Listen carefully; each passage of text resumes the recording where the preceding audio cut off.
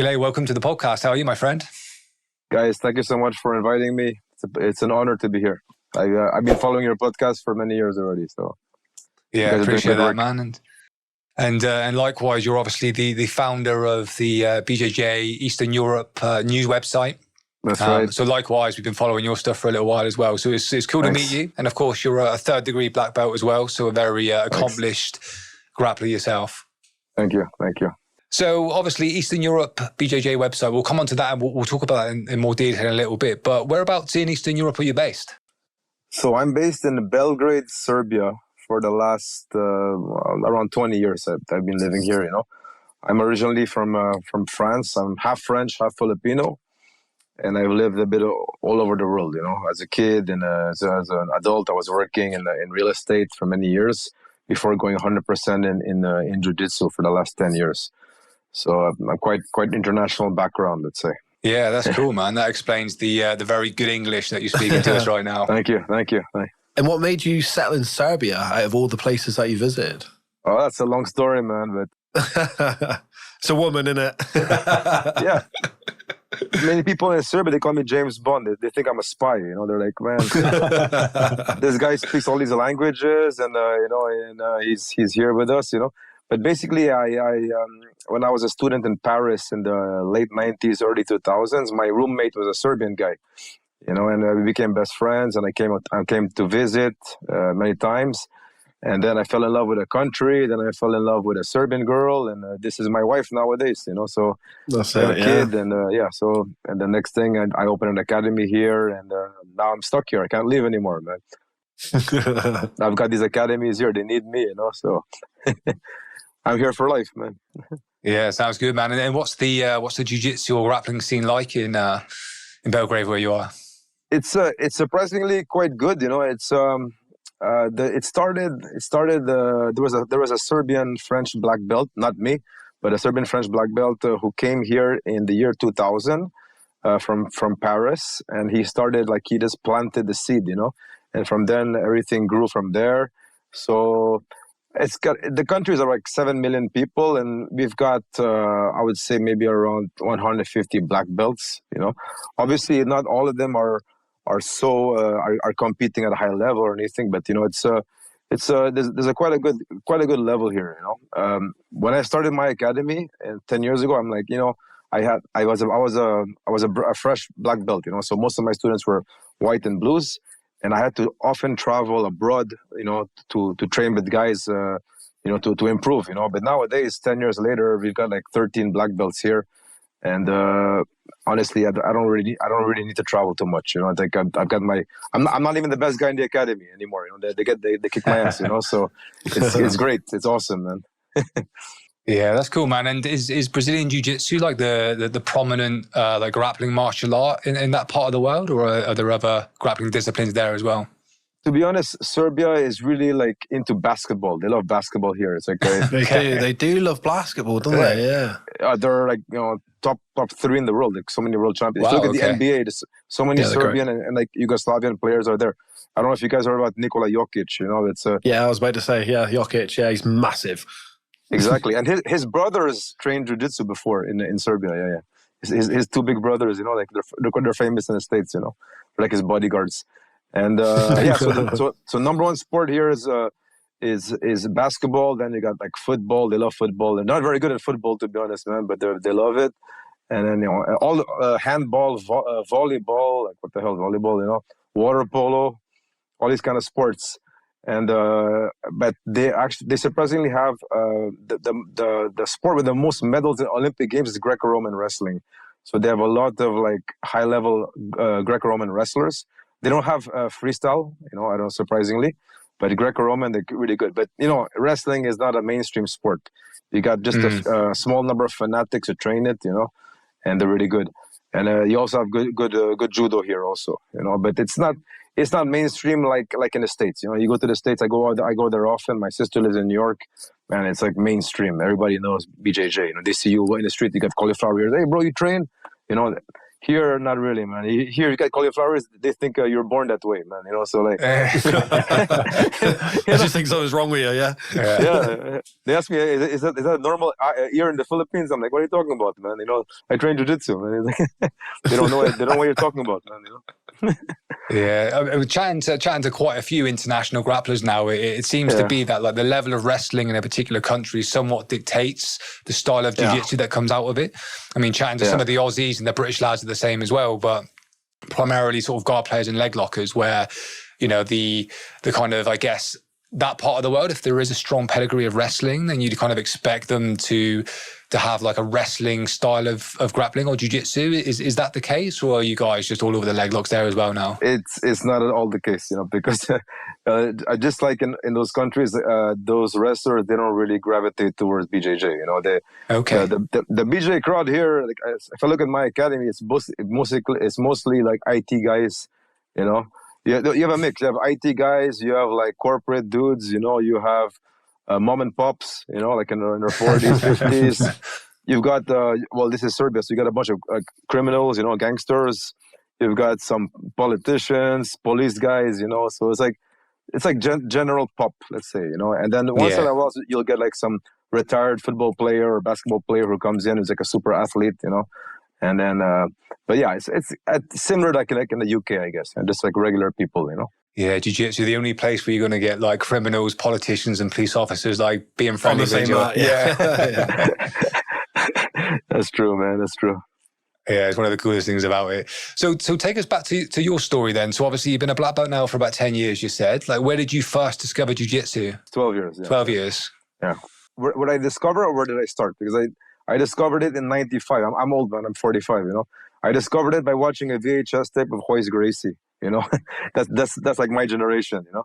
Yeah, man. I'm 43 this year, so I'm nearly with you as well. Yeah. So I started watching like UFC. It was UFC 2, the first thing I saw, you know. And back then I was actually living in London. I was a teenager living in London. Okay. And this was like 95. So this was before Hodger, or what's his name again? Hodger's dad. Mauricio, yeah. Way before Mauricio, Braulio. So there was no BJJ in the UK, you know. And so I actually started in 2000 when I went to study in France. I was studying in France, and then my university was in Paris. And then there was a Brazilian guy who came, 3rd-degree black belt, and he opened an academy, and boom, that's it. I was hooked. I started, and I never stopped from that day, you know. And I was training 2 times a day as a student. It was amazing, you know. And you know, I had the, you know, I thought like, oh, yeah, it's gonna be BJJ. It's gonna be full of tough guys, you know. Like, it wasn't. Like, I go in, you know, and then I see the coach, Brazilian guy, middle of winter in Paris. The guy's in his surf shorts. He comes in on he comes in on a skateboard, you know. Like, hey, what's up, brother? You know, he gives me a big hug. I'm like, whoa, this is awesome, and you know, like cool, like a laid back kind of guy. And the way he was with us is the way I am with my students now in Serbia. You know, I got like a big brother, cool, fun-loving, always making jokes. You know, there's discipline, but it's more like, you know, it's more like the big brother kind of vibe. You know, and they like that here. You know, they love it. And how long did you train in Paris for? So I trained there until I guess so I got my blue and purple belt in France, and then when I moved to Serbia, I continued here, and there was an academy here. And I got my brown and black belt in Serbia. So over here, even though I'm 100% foreigner, they still consider me as a Serbian black belt, because you know I got my black belt here, and most of my learning came from here. You know, even though I was traveling a lot and stuff. You know, so I'm very well accepted in the community. You know. Yeah, that's wicked, man. And did you compete much through like the colored belts? And are you still competing now? Absolutely, man. Absolutely. I was competing like a maniac, man. I was traveling all over the world, all over Europe, and very often by myself. You know, I would go to compete like in Budapest and Hungary, and then I would go to Italy, then I go to London by myself. And I remember, even as a black belt, it was like, you know, like when I got my black belt in 2013, and in my head I was telling myself, I'm not a black belt until I submit a black belt in competition. Okay, nice. You know how long it took me to do that? A year and a half. I was competing as much as I can. It was crazy, man. And I remember I was in the IBJF London Open, and it was like November. It was London, so the weather was shit, it was like raining and all that, by myself. I compete, so first match, I lose 0-0 by one advantage, and I pop my knee, and I'm in, what was it? It's a Crystal Palace, right? It's a Crystal Palace tube station, It starts raining. I can't even walk. And I'm like, my family is back home in Serbia. I can't even walk. And I can't even compete tomorrow for Nogi. Like, what the fuck am I doing here, man? But, it's jiu-jitsu. You love it, so. That's it, mate, isn't it? Yeah, and that first submission at black belt, what was it you caught them with? I caught him with an arm bar. It was like a triangle arm bar, And then it was funny because like when after that happened, it was like I broke the ice, And then afterward, I started winning a lot, I think it was just a mental thing, I probably didn't have enough confidence in myself, And then I just started winning and winning. Of course, I've lost so much since then, And I still lose all the time, But it just like it got to the point where, like I just didn't think about it anymore, And this goes with my whole mentality about competition. Like I do it to have fun. It's just jiu-jitsu. Like we're competing, especially us. Us guys. We're not professional fighters. But I still consider us like semi-pro. Like because we're still training every day and all that. Eating well, living like athletes. But we don't make money from competition. We just do it for fun. Yeah, very true. And at what point did you kind of decide that you were just going to go full time and be a sort of full-time jiu-jitsu coach and everything else that you do? So I've always been a corporate guy my whole life. I used to work in real estate, and I was always wearing a suit, glasses, like driving BMW car, and like a real like corporate guy, But I was always training, and I said to myself, man, fuck this. Like one day I want to go 100%, never wear a suit anymore, wear surf shorts, flip-flops, and just be like a laid-back guy, And so I opened my academy here in Belgrade 2014 when my daughter was born, And I didn't think I was going to work in the beginning with Ben. Like after 1 year, we had at least over 100 students, which is a lot here for Serbia, But before that, in 2012, I started BJE, the website, which is now, which everybody knows. And so it was parallel, First I started with BJE, and I was doing a good job with that. And I said, okay, I'm going to open an academy also. And the academy has been going strong. BJE has been going strong, and that's it. I'm never going back, man. I'm never going back to the rat race, man. That sounds lovely, mate, to be honest, yeah. Yeah. It's so much hard work. Yeah, it's a dream, but it's so much hard work, BJE, let me tell you, like, of course, now BJE, I work much less on it. I've got people who work for me. But in the first 3 or 4 years, I was sleeping at 4 a.m. every night, because I was writing all the content myself, I'm all the way here in Eastern Europe, and I'm competing against other websites in Brazil and in the US, UK, and I had to get all the information, And people ask me like, how the hell do you get all this information? I said, I have a good network. I had like people in Brazil, people in the US, people in Western Europe, people in Asia, people I knew, and they would give me the news, And back then, this flow grappling was not even didn't not even exist. There was no flow grappling. 2013, 14. I think they came on like 2015 or 16. And when they started coming on the scene, they asked me for help to like help them get the name out. I said, yeah, sure, no problem, man, And back then it was my biggest competitors was like Gracie Mag, which doesn't exist anymore, by the way. Jiu-Jitsu Style, remember Jiu-Jitsu Style? Yeah. I was in that a couple of times. Yeah, that's gone also, man. That doesn't exist anymore, right? What's the name of the editor? Guillaume Metcalf or something. He trains. He's a black belt under Hodger. So a lot of these BJ media, they've disappeared completely. And I'm still here. Like a cockroach, man. I'll never quit. I'll never quit because I don't care. I do it because I love it. If tomorrow someone gave me $5 million, I would still be working on BJ. I love it. It's the connections you make, man. The network. I think that like obviously shines through. That's obviously why you're still there, because you do love it, and it's my passion, man. Yeah, man. And like, obviously jiu-jitsu is all of our passions, but obviously writing, like, as you say, requires quite a bit of time, and there's obviously a skill to it. I mean, coming from real estate, had you been an aspiring writer at that point? Like, why did you start a blog and not a YouTube channel back then or something? Okay, so basically, like, I used to follow this blog called BJJ Asia, you know, because I'm half Filipino, you know, so I was always been keeping an eye on what's going on in Asia. That blog doesn't exist anymore, by the way. But it was a blog where they would interview all the main characters, main personalities, instructors in Asia doing BJJ, you know. And they even had a list of black belts and brown belts because they were so rare in those days, you know, for each country. I said, man, you know what? This is amazing. I'm going to do the same for Eastern Europe. So I started doing that. I started interviewing the first black belt in Russia, the first black belt in Poland, et cetera, you know. And next thing you know, because I would interview like the top guy in like Poland, and then he would share it with his students on Facebook or something, you know. And then everybody started following it. So that it was a blog, and it started growing bigger and bigger, you know. And since I got an international background, I wanted to feature my friends in France, my friends in the Philippines, my friends in the UK, because I used to live in the UK. And so it went from BJJ Eastern Europe to being like, you know, covering the world. And that's it. The site grew. And next thing you know, I had people calling me to sponsor the blog. They're like, man, do you remember that I don't know how long you guys been training, but there was a brand in the UK. This was the first sponsor, Black Eagle. Remember that brand? They had like really like shitty kimonos, man. Do you remember that brand, Black Eagle?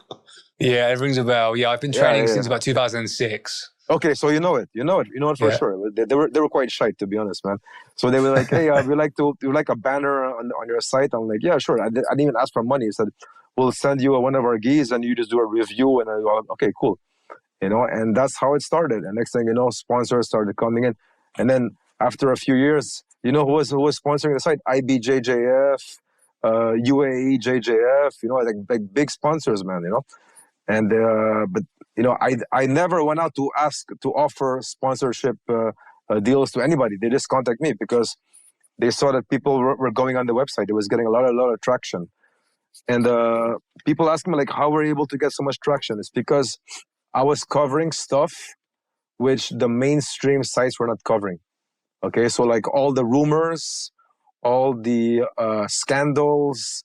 Yeah, I don't give a fuck, man. Like fake black belt. You know, like in the you heard about Derek Moneyberg, right? So like Derek Moneyberg of 10 years ago, there was all these fake black belts. So like someone would say, hey, Gile, there's a fake black belt in, I don't know, like Greece or something, you know? They're like, oh, really? I said, okay, send me everything you got. I'll do my like Sherlock Holmes investigation, you know? And then I'll just publish it, you know? I didn't give a shit, you know? Man, I'd love to roll with him. Man. Hey, Moneybag. Yeah, he's been training for about the same amount of time. Moneyberg, man. I would love to roll with him. Man, let me tell you about Moneyberg. So I've had like a conversation with him through BJE because he told me some stuff like, hey, take down that article you wrote about me. Like, he didn't like say, I think he was like threatening to sue me or something, you know? I'm like, hey, man, it's a freedom of speech, you know what I'm saying? Like, we're not saying anything bad about you. Like, we're just transmitting the news about what you're doing, you know? But that guy, he's very disrespectful towards the Jiu-Jitsu community. He thinks the way he talks is like Jiu-Jitsu people are idiots, they're poor, they're losers, and all that, you know? It's going to hit him in the ass one day. It's going to bite him in the ass one day, man. You can't continue like that, man, you know?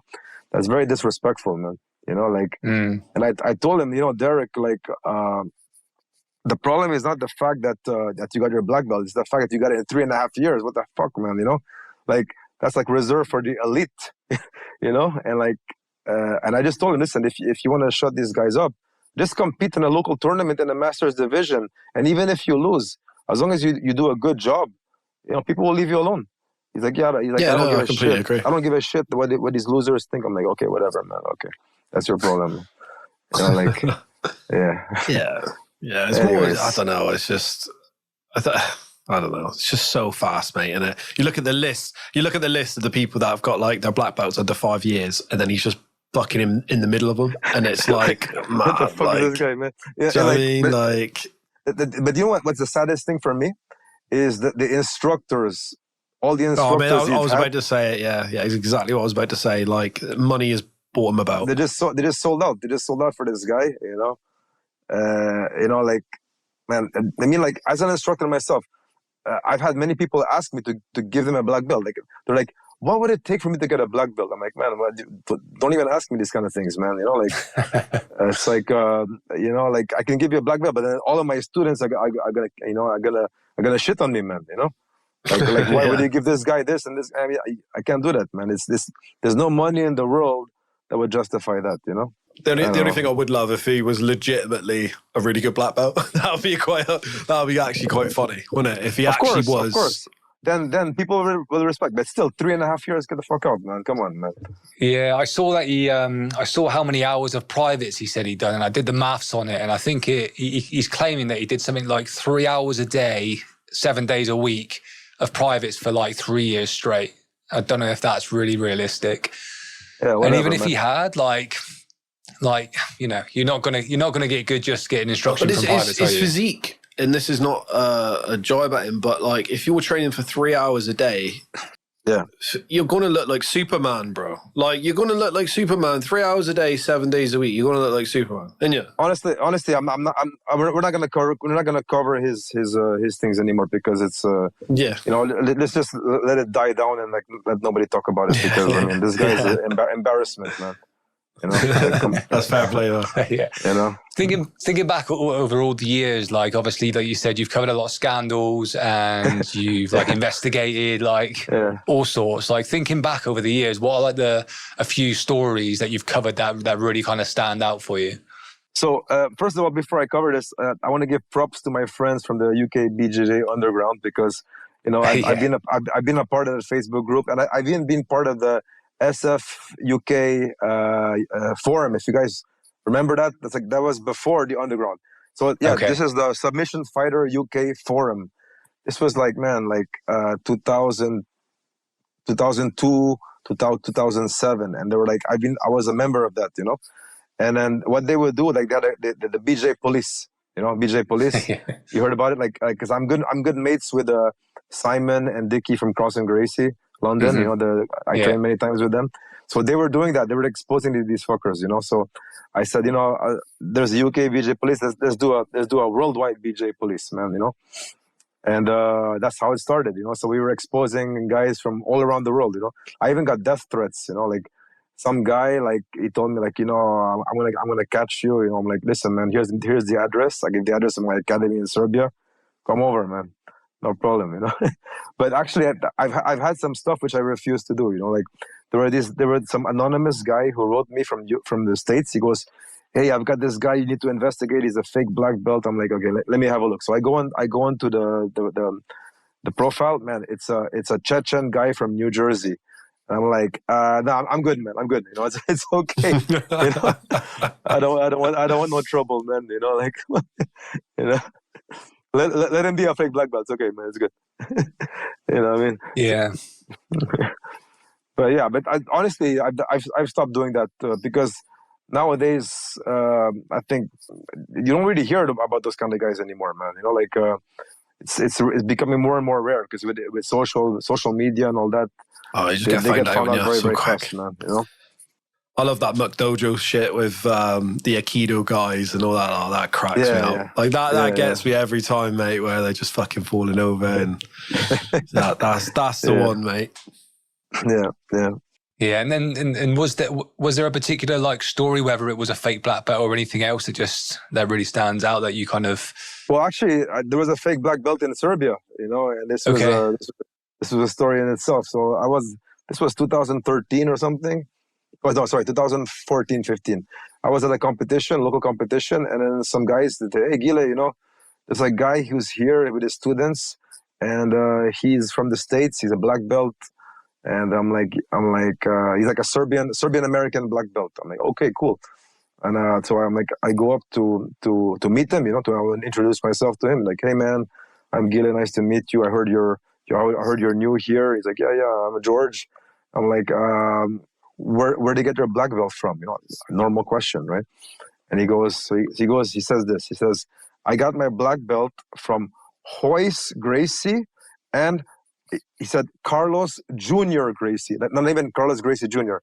And it's like, and I'm like, what? Like, it's like the two opposite spectrums of jiu-jitsu, like Joyce Gracie and Carlos Gracie Jr. Like those guys don't even talk, man. And I'm like, okay, what's your full name again? You know, like I was like writing down his name. You know, like, man, I'm like, this is some bullshit right here, man. You know, and I was right. You know, I looked into it, and this guy was actually a blue belt from New York, and I contacted his instructor back in New York, and then they were under this I think a 5th degree black belt Brazilian guy. What's his name again? The academy is called Gracie. It's like Gracie Baja Pitbull or something. You know, like they're quite famous. They're a big association.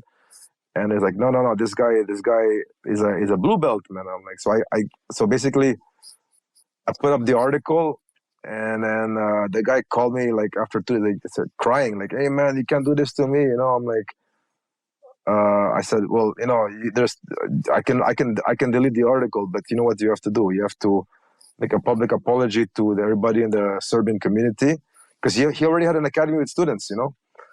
And I said, you know, this is I'm not even the worst thing that can happen to you, because he was in a city called Novi Sad, you know, and Novi Sad is like an hour from Belgrade, and this is Serbia. This is not UK, man. This is over here. It's like organized crime and shit, you know. Like, so the guys who were running the scene in Novi Sad were MMA guys who were luta livre black belts, you know, and they're like, I mean, and like I'm properly connected, you know, and they're friends of mine. I said, you know, like, if these guys find out about you, you're in big trouble, man. It's not, you know, it's nothing to do with me. You're in big trouble. He's like, okay. So the guy basically left. He left Serbia. He never came back. And we never heard about him ever. Yeah, it's crazy, man. Yeah, man. Chased him out of town. Wild, isn't it? It's stupid. I mean, he probably thought, these guys here are dumb. You know, they'll never find out, you know. Man. Yeah, that was literally what I was just about to say. It's crazy that people, again, like you say, it's not so common these days. But the fact that people do that sort of shit, and I don't know what end they think is gonna happen. Madness. I think a lot of these guys are like sociopaths, man. You know, like to think that they can swindle people like that, man. Like, this is a very tight knit community. Like, we all know each other. That's a good thing about jiu-jitsu. You know, we all know each other, even though there's politics and stuff. You know, like, if someone asks me like to recommend a school in whatever neighborhood, I'll recommend that school. I won't say my school because it's too far away. You know. Yeah. We're all cool. Yeah, are you connected with the Globetrotters guys and like the BJJ Belt Checker website and that sort of thing at the moment? Yeah, I mean, no, I'm not on the BJJ Belt Check. What do you mean, like what for like the if the black belt is like certified or something? You mean like that or? Yeah, so it's a website. You're maybe not familiar. Yeah. I know it. You are familiar. Yeah. So basically, you kind of have to like you upload your belt and your rank and everything, and then you have to get like community verification to confirm that you are who you say you are and what you say you are. That was started by Chris and Grogard, the guy from BJJ Globetrotters. That's right. Yeah. No, I'm not on it. No. I'm certified by IBJF and that kind of stuff. You know, but I'm not on the. Yeah. But they've got some really good numbers on there. So again, that's quite a good resource if anybody ever wants to check someone's like quality. That's true. They go on there. Yeah, that's a good idea. Yeah, for sure. Yeah, it's cool. And then obviously, as somebody that's been involved, obviously doing jiu-jitsu and covering jiu-jitsu for a very long time, obviously it feels like certainly in recent years it's kind of changed a lot, and we're seeing a real upward curve at the moment in regard to its popularity and everything else. I mean, as like somebody who covers the martial art, the sport, what's your take of it at the moment? So when I started training 2001, especially in Europe, it was like really, really, really early, you know, like early ages, you know.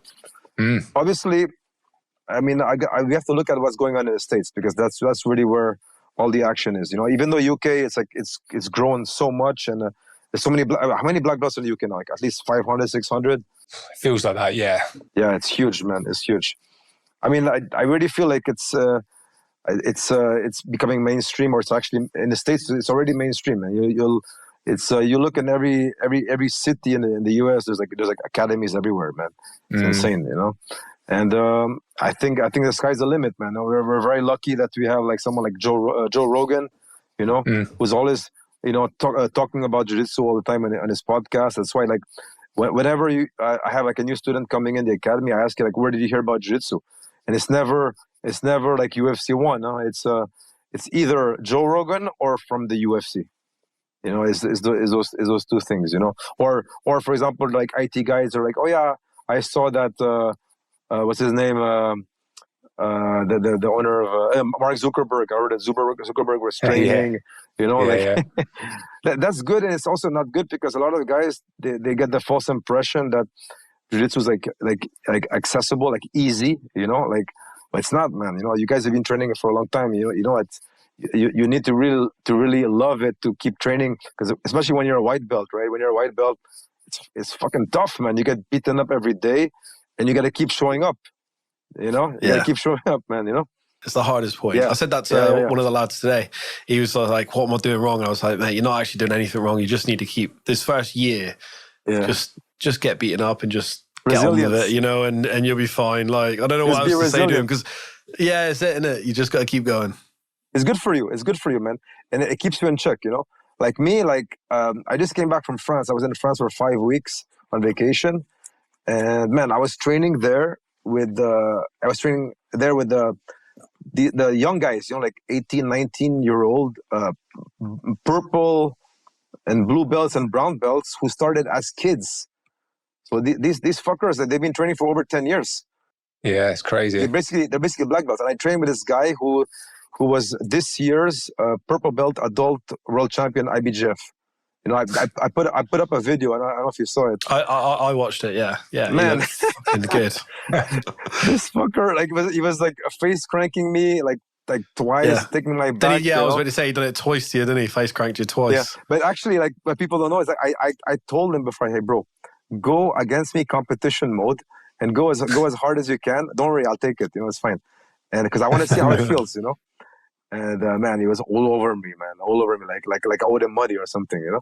And but to me, it's awesome because you see, as an older black belt, you see like this new generation is friggin' awesome, man, you know. And they learn so much faster than us because they have access to so much information. Yeah, you know. And it's for me, it's great, you know. Like I look at it like a father rolling with his son. His son is kicking his ass and he's happy, you know. He's like, man, it's so cool. You know, because I see that with my students. You know, I've got like 13 black belts here, and they're like my boys. You know, like I've got a daughter. I don't have a son, so for me, they're like either my little brothers or my sons. You know, and like every time I get tapped out or get my guard pass or whatever, I'm happy, man. I'm like, man, this is friggin' awesome. You know, that's the way I see it. You know, so. Yeah, it's just, I think that's the attitude you got to have, though, right? Because as you say, these young kids coming up, mate, you just can't. Man. As you get older, you just can't keep up with them. It's insane. Yeah. And I think as well, of course, the game has changed a lot in recent years as well. Obviously, the introduction of the leg locks and the systems around that has completely changed things. I mean, how have you found that transition? Like, as somebody who's obviously been training for a very long time, and that's more of a recent sort of aspect of the game. You know, like jiu-jitsu. We're never gonna master it. None of us. Not even Rickson Gracie masters jiu-jitsu.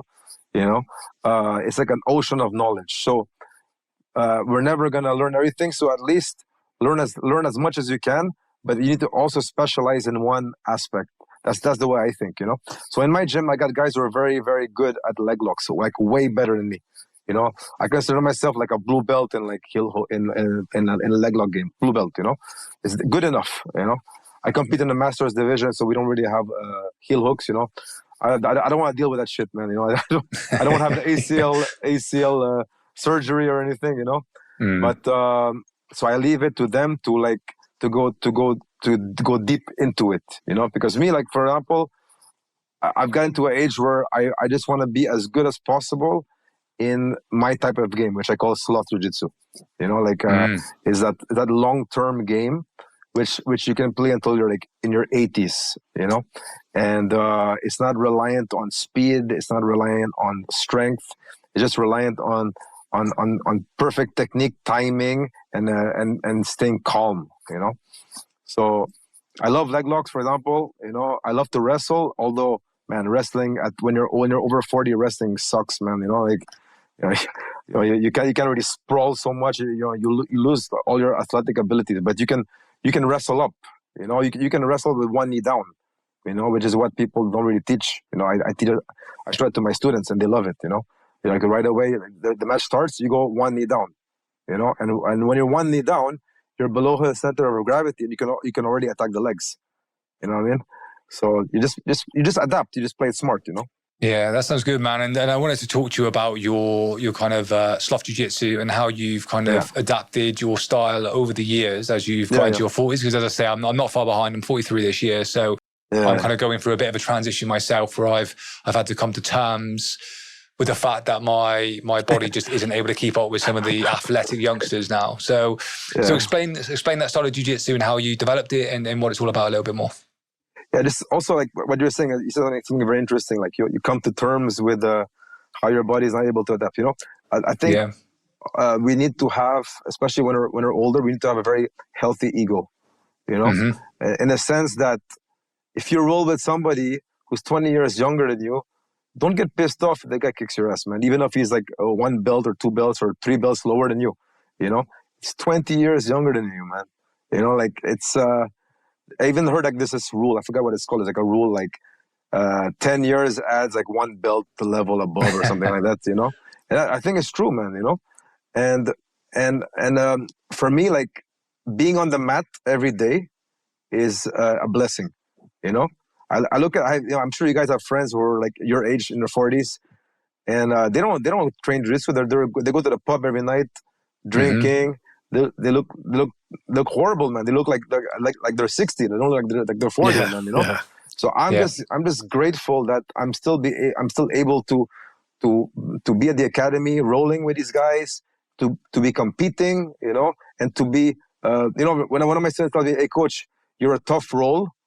For me, that's a compliment. You're tough roll. It's like, it means like, I'm not saying I'm a chump. Huh? I'm not saying I'm crap or whatever, but it means like I gave him a hard time. You know what I mean? So for me, like, hey, thanks, man. That means a lot to me. So I think that ego, you need to have a healthy ego, like where it's not like, oh, fuck, this guy beat me. No. Now let's go one more round. Let's go one more round. I want to catch you.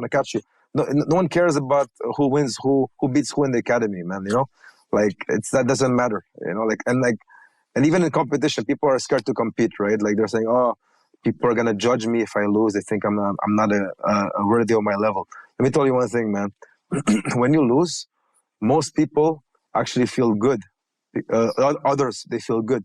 You know why? Because it makes them feel better about them losing also. You know what I mean? Like oh yeah, if this guy can lose and take it well, then I don't feel too bad about myself losing. You know how I got to this conclusion? I was competing once. I had 50 of my students competing, biggest team in Serbia, and I competed, of course, in a black belt division. This was the worst day of my life in competition. I lost 4 matches. It just wasn't my day. I was cutting weight and I had no juice. I was like, I couldn't start. I had no explosive. I lost like 6 kilos. So anyways, my daughter was competing that day and she lost the final. And then she went home, right, with her mom. And when I came home, she goes, "Daddy, how did it go?" I said, "Oh, I had a horrible day. I lost 4 matches." She goes, "Oh, really? Oh, I feel so much better now." Like she was just speaking honestly. So like she felt better because she can see that even the head coach can lose, And I remember I told my students, guys, our team won first place, but don't forget the coach did the worst job out of everybody. He lost 4 matches, But make a long story short, 2 weeks after that, I came back and I won 4 matches and I won double gold in the next tournament. So like you bounce back. Like it's just you have a shit day. Next time you come back, you learn the lessons and you come back. Yeah. So what you were asking about the Sloth Jiu-Jitsu. So when I was like blue and purple belt, in my 20s and 30s, early 30s, I was very explosive, very like I was doing all these crazy games like a guard, like I was doing spider. I was doing a lot of like you don't remember that thing, tornado guard from Cyborg? So I blew my hamstring doing tornado guard, man. So once you blow your hamstring, like it's done. You're not gonna be explosive anymore. So I was like a brand new brown belt, and I'm like, man, I cannot play this kind of crazy game anymore, So I went to this competition. I was watching this guy compete, and he did the same thing every time. He was pulling half guard, sweep the guy, get side control, mount or take the back and choking the guy out. I'm like, man, this guy is a friggin' machine. It was a perfect game. He had a game which was completely dialed in, and all he had to do was focus on his execution. He didn't matter who was in front of him. He would just go past him because his game was so tight, like so good. I said, I want to be like this guy, And it's just some random guy, not even famous. I think it was even like a brown belt or something, So I went back to the drawing board and I started like refocusing on the half guard, which a guard I wasn't really doing, And then from then half guard straight into pressure passing and making a whole game. So it took me about 4 to 5 years to develop this game, And this game is still developing, And this is the game I call Sloth Jiu-Jitsu. Because why the sloth? I like the sloth because it's such a cool, relaxed kind of animal. But he's a survivor. The sloth is surrounded by friggin' predators, and why are they not killing him, man? Because they probably don't see him as a threat. He's like just there, cool, slow, And but he's nonchalant. Like he gets the job done. So I said, I want my jiu-jitsu to be the same way. I want people to think, man, this guy's a slow motherfucker, man. But then next thing you know, boom, I catch you. Yeah, I've got you, and then you're cooked, man. You're done. So that's the kind of game I'm working on. And it's still developing. Like I add new stuff all the time. Yeah, I really like that style of game, mate. We speak about it a lot, and I like pressure, sort of, a guard game into like a sweep, into that side control pressure, and just move through those positions. I find it's like, I don't know, I want people to feel like they want to tap before they've tapped. That's how I try and do my jiu-jitsu. So that's what I aim for. And I think like that kind of game, the more relaxed you are, the better it is, Yeah. And, I started taking stuff like rhodiola rosea. Have you guys heard about this kind of stuff, rhodiola rosea? It's a type of, it's a nootropic. Like, like ashwagandha. You heard about ashwagandha, right? Yeah, I know ashwagandha. So basically, rhodiola rosea, I heard about it through Andrew Huberman, the podcaster. And I take like 500 grams a day. And 500 milligrams a day. And it just puts you in a very relaxed kind of mood, Like, and then when you do jiu-jitsu, when you take rhodiola rosea, man, like, I kid you not, like, for example, when you're on top of the guy and you're pressure passing, it's like you see like in slow motion, he's moving in slow motion, but you're moving in normal speed, and you can see stuff before it happens. It sounds weird, but for example, listen, I'm on top of the guy, okay? I'm like, let's say top half guard, and I feel his bones moving, and usually the bones moving means that it predicts his arm moving. Like I feel the bone and then the arm is gonna move. So I can predict his underhook coming. You know what I mean? So then you go faster than him in that sense, And also you can feel the vibrations, the heartbeat, and all that. It sounds like some new age kind of crap, man. But trust me, like how Rickson Gracie says, sound like fucking Superman. Spider-Man. Spidey no, sense. in Superman, like, can he see? He can see inside you and shit, can he? Yeah. I'm telling you, like Rickson Gracie, he says you need to feel jiu-jitsu. Feel. Mm-hmm. Well, that's the way I feel. That's how I feel when I'm doing that kind of game. Like I'm basically like a sloth on the branch, which is basically my opponent's leg, and I'm pushing him left and right, and I feel him trying to post, and then that predicts a movement.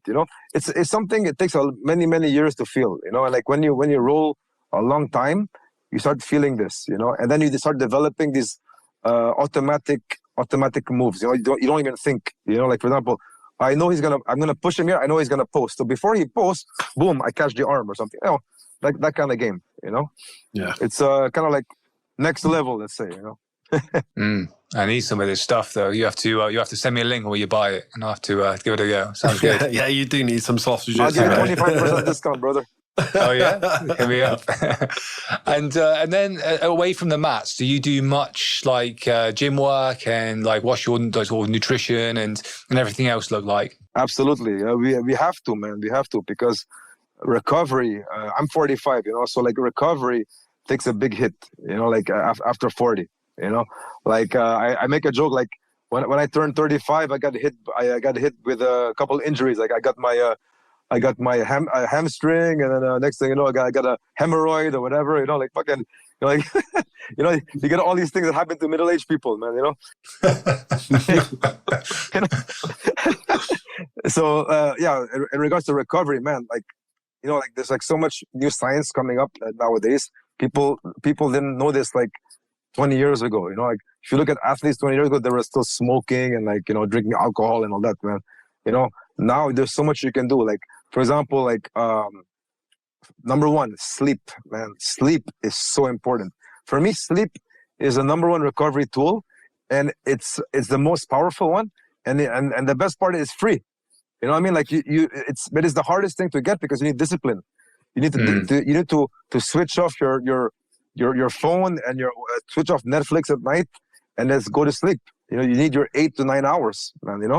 And I'm the number one guy who doesn't get enough sleep because I'm always thinking about what I'm gonna do tomorrow, all that kind of stuff. But I have to like force myself. Man, it's 11 p.m. I'm gonna sleep now. I don't give a shit. I'm gonna sleep. Turn off everything. And I have this technique I do is I put a podcast on my phone. Sometimes it's your podcast. Nice. I put like the earphones. I sleep by myself, because I snore. My wife is in the other room. I sleep by myself, so I sleep better. Or else, yeah, that sounds nice. Move to the side, or I stop snoring. It's like, man. So here I'm by myself. I put on the podcast. I go in the dark, and I kid you not. After 15 minutes, I'm snoring, and I sleep in like a baby, man. And that I've been doing it for the last few years, and that's made the recovery so much better. And then also, like, dude, I mean, what you eat is so important, man.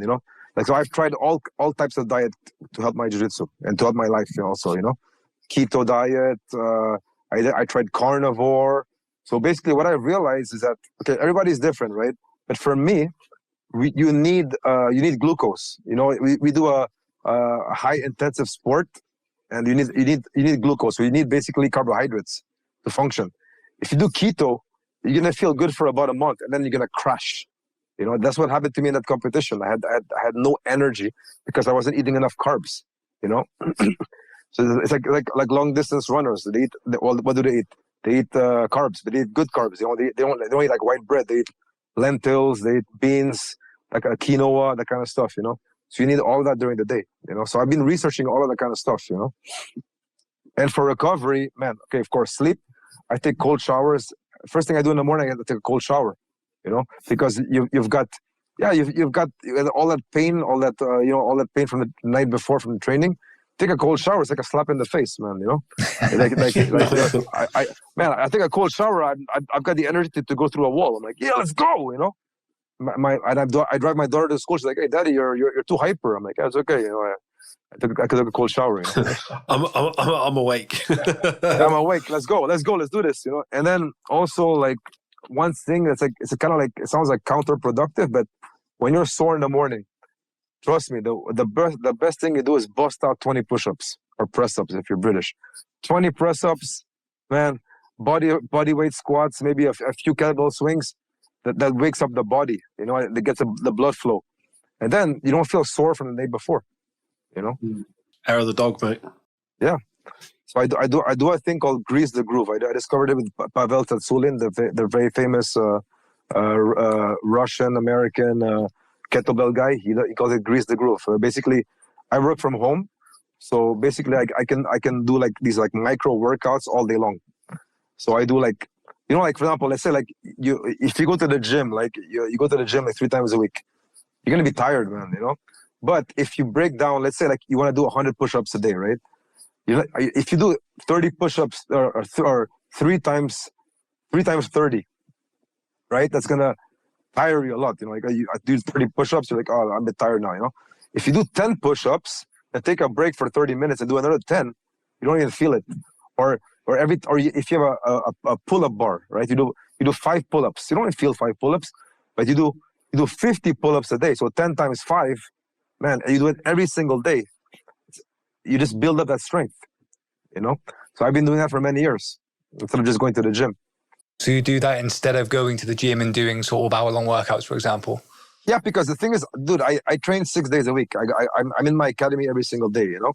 So I don't want to overload my nervous system, you know, my central nervous system. If I train BJJ 6 days a week, right, and it's like I'm rolling every day, and I'm 45, man, like I don't take steroids, man. You know, I don't want to take steroids because I have a heart condition. I've got high blood pressure. You know what I'm saying? So I take medication for that. So for me, the smarter way is to do this micro workouts. You know, my goal is not to be a Mr. Olympia. You know, I want to be just strong enough for jiu-jitsu and to have like a good armor for jiu-jitsu. And I think this is good for regular people, you know, regular folks. You know, so for me, the system. So I have a book about this. It's called Sloth Strength. You know, very very original name. You know, but it's a guide to how to do that. You know, and people love it. You know, guys and girls in their 40s, 30s. They like this guide, you know. It helps a lot, you know. And I've been doing this for many years. Yeah, sounds good, man. Random story: I held a sloth once in the wild. Did you? Yeah. Oh, really? Can you imagine the smell, man? Imagine the smell. I was in the Amazon, and we were just driving out, and literally in the middle of the road was just a sloth, just in the middle of the road. So I was with some Brazilian guys, so we hopped out and basically picked it up by a scuff of its like back. And carried it out of harm's way. And they got big fucking claws. Yeah, some big claws. Dig you and that. Yeah, it was funny though because like what you were saying earlier about how chilled they are. Like bearing in mind, I've just grabbed this thing and picked it up, so it's fighting for its life, and it literally was like with its claw, just like this. So I had to be careful because if it got too close and it grabs you, like you say, you're in a bit of trouble. But yeah, random fact for you there. Oh man, did it feel dense? I've never held a sloth. Yeah, it was pretty dense, and like the hair was really like bristly. It felt like a brush, like it was really thick and like bristly. Yeah, I wouldn't have picked it up, mate. Oh, yeah, I wouldn't have touched it. I'd have been like, I'd have run the fucker over. Yeah, it was the Brazilians, man. They were like, go on, and I was like, I don't want to, and they're like, do it. Feel pressure. Like, yeah. So they bought You know how Brazilians call a sloth? Yeah, it's Preguiça. That's it. Because we had Penner on the podcast, and obviously exactly. He's called a sloth. But I don't know how the hell they call him sloth because his game is nothing like a sloth, man. Yeah, it was from when he was younger, when he first started training, and he would just kind of sit around on the wall talking shit. Yeah, because he was fat or something, right? Yeah, he was a bit overweight. Yeah, and he would just go in the academy and skip sparring, sit on the wall like they just chat shit, and yeah, I think it was his coach, wasn't it? His coach, yeah. Called him Sloth. I love these Brazilian. When you have is your coach Brazilian or no? Okay, because when you have a Brazilian coach, I'll give it the most fucked up nicknames, man. Yeah. Yeah, I think Penny said, what did he say? Like in Brazil, you lose the friend but never lose the joke or something. He said. Yeah, basically everyone has a nickname, doesn't it? Yeah, everyone, no matter what, it's always a shit nickname. One. Yeah, it's always a shit nickname, and that's your name for life. Man. A friend of mine who used to train with us was Brazilian back in the day, and he used to give some of the guys nicknames as well. And this lad we used to train with, he was really sweaty all the time, and I think he nicknamed him. I think it was Sabozo or something like that, but it meant greasy. It's just me. Greasy, yeah. My old instructor, he had an American guy in the gym. So his nickname was CIA. Imagine CIA, dude. Imagine, because he thought he was like a CIA spy. And then another guy was another American guy. He called him KKK, like Ku Klux Klan. Oh, I have to beep out. They give him these fucked up nicknames, man. You know, like. Yeah, but that's a reflection of the community, though, right? Where you can kind of have that sort of banter with people and just take the piss and laid back. I like that, you know. Yeah, we're the same. We're so laid back, chilled. It's all good. In my academy, like it's a good atmosphere. I like people to laugh, you know. I like people to go there as an escape to their everyday shit life. You know, they had a shit day at the office or their wives breaking their balls. You know, they go to jiu-jitsu, they feel better. They hang out with their buddies. They train hard. They go back. Even if you got beaten up in the gym, you still feel good. You know me, like honestly, like last time when I was in France, I was rolling with these young guys, kicked my ass. I go to the gym, I feel good. You know, like man, you know what? It's awesome. It's awesome because you know he beat me. And I'm already thinking about the ways to beat him next time. You know, like, okay, he took my arm and all that. You know what I mean? It's great. That's a good thing about jiu-jitsu. It should be all positive, you know? Even if you have a bad day, it's a good day, you know? Yeah, man, it's a beautiful thing, mate. That's been really fun chatting to you today. We'll let you go in a second. Before we do though, do you want to chat about anything else, or do you want to shout any of your content, obviously your website, your instructionals, and anything else? No, just a big thank you to everybody who's been following BJE since from the beginning. I apologize in advance if some articles are shit. But or like a bit of drama and stuff. But it keeps people entertained. It's all positive. It keeps people entertained. I don't want BJA to be like a collection of results from competition. No one cares a shit about that, man. You're like, oh, here are the results of the so and so competition, man. I like it to be more accessible, to be about jiu-jitsu lifestyle, not just about the competition aspect. Because for me, competition and jiu-jitsu, I love it, but it's a very small part of jiu-jitsu. Most people who train jiu-jitsu, they don't compete. I would even say 90% of people who train jiu-jitsu in the gym don't compete, man. They go there to to get in shape, and now to even hang out with their friends. Just to the social aspect. Yeah, absolutely. And all these people who take jiu-jitsu life so seriously, man, it's just jiu-jitsu. What I'm saying? I see these people hey, he's playing this guard, it's not gonna work in the street. Man, just let bygones be bygones, man. If I've got guys in my gym, they play this ridiculous stuff. I don't tell them, hey man, that's shit what you're doing. No. Just whatever. Let him figure it out for himself, man. let someone smash him, and then he's gonna come to that. Because I know when he gets his black belt, he's gonna be doing Sloth jiu-jitsu anyway. So he's gonna go back to it. So yeah, man. It's all good, all positive. And also, yeah, just if you want to learn more about this kind of game, check out my instructionals. And my ebooks. I got 2 ebooks, and I got a new one came out. It's called Sloth Jiu-Jitsu, and it's more about the mental aspect. How I approach training with using this kind of game. It's something I really feel very, very I feel give it a lot of importance to that mental aspect, about enjoying jiu-jitsu for everything it gives you, So yeah, that's it. And if you want to, the ones who, if you want to shoot me a message about any kind of questions, about technical questions, I'm always available, Yeah, man. Well, appreciate your support on the podcast as well, mate, and your time today. And yeah, keep up the good work, man. It's been a pleasure. Absolutely. Cheers, bro. Thank you. All the best, guys. Take care. Thank you. Cheers, man.